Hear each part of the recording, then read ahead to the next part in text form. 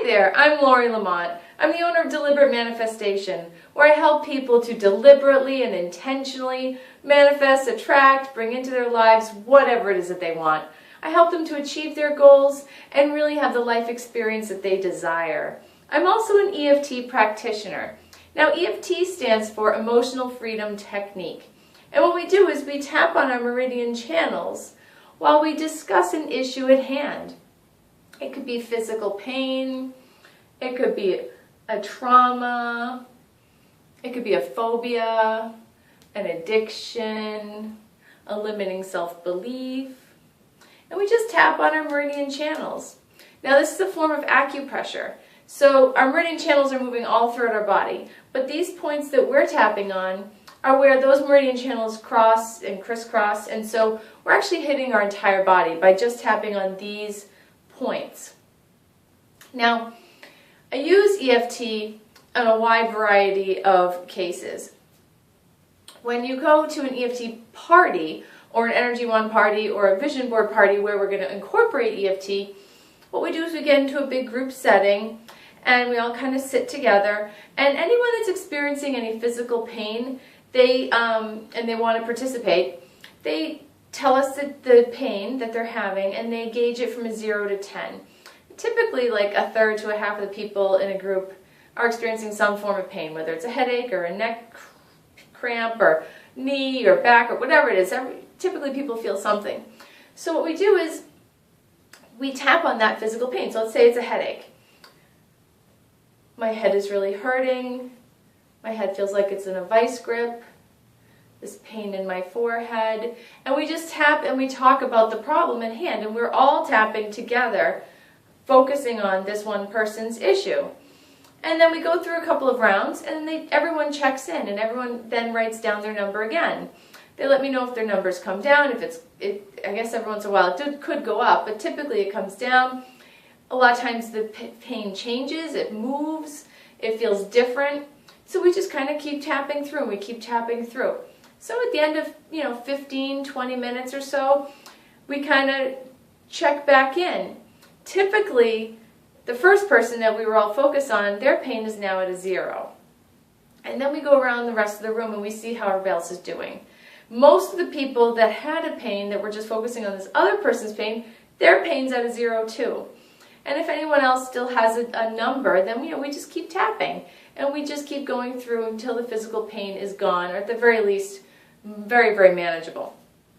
So this is a great way to show people how, by just tapping on their meridian channels, they can use EFT and they can get rid of their physical pain.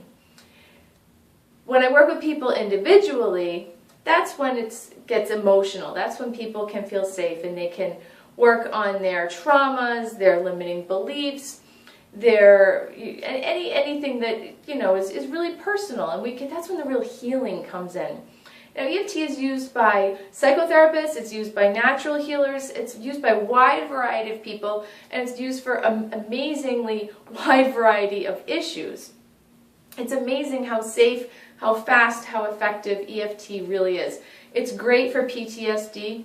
It's a wonderful tool that is used actually by our government for the veterans, because it's so fast and so effective and so easy. So I also use it in my classroom setting. When I teach my classes every week, we have a meditation. And along with, we have meditation at the beginning and a meditation at the end. And we always fit EFT into one of those two meditations, if not both. EFT works really well for grounding you, and it also works really well for opening your mind to new ideas. So it's really, really helpful for such a wide variety. Now, where it gets so much fun, where I love, love, love to use EFT, is with limiting self-beliefs. Now, let's say, for example, that you've made a mud pie, and you're so proud of this mud pie, and you bring it in the house, and you show your mom, and you're so excited, and your mom takes one look at you and the mud pie and the mud all over the floor, and she's like, "What were you thinking?" She's yelling at you, she throws the mud pie out. So now, what have you learned from this experience? Yes, you learned not to bring mud pies in the house, so your mom was effective in that case. But you've also maybe learned that it's not safe to feel good about your work. Or maybe you've learned it's not safe to share what I make. Or maybe you've learned it's not safe to be creative. Who knows? Everybody kind of takes a little different limiting belief from an experience like that. But we pretty much always end up with an experience, with the limiting belief coming from something like that. So now you've got this limiting belief. Let's say it's, I can't feel safe. It's not safe to share my work with other people. Okay? Year or two later, you've got a gold star on your spelling test, and you go barging into your dad's office. You can't wait to tell him, and you forgot that when the door's shut, that means he's having a business call and you can't interrupt. Well, he sends you away. That's right. Your subconscious mind says, I forgot. It's not safe to share my work with other people. Okay. So now, you're going to go through high school. You're going to have opportunity after opportunity to continue to validate this limiting belief. And we all have them. Whether it's I'm not good enough for this or I shouldn't do that. We all have a host of limiting self-beliefs. And that's kind of what keeps us from excelling. So let's say now you're an adult. And you have this brilliant idea for a business, and you really want to do it because you really believe in it, but there's that voice in the back of your head that's saying, this isn't safe, this isn't safe. And maybe you're thinking, oh, I'm just afraid of failing, or who knows what you're consciously thinking that this gnawing voice is saying. That's where EFT comes in. So we start tapping on why we haven't started this business yet, and what's going on, and where is the fear.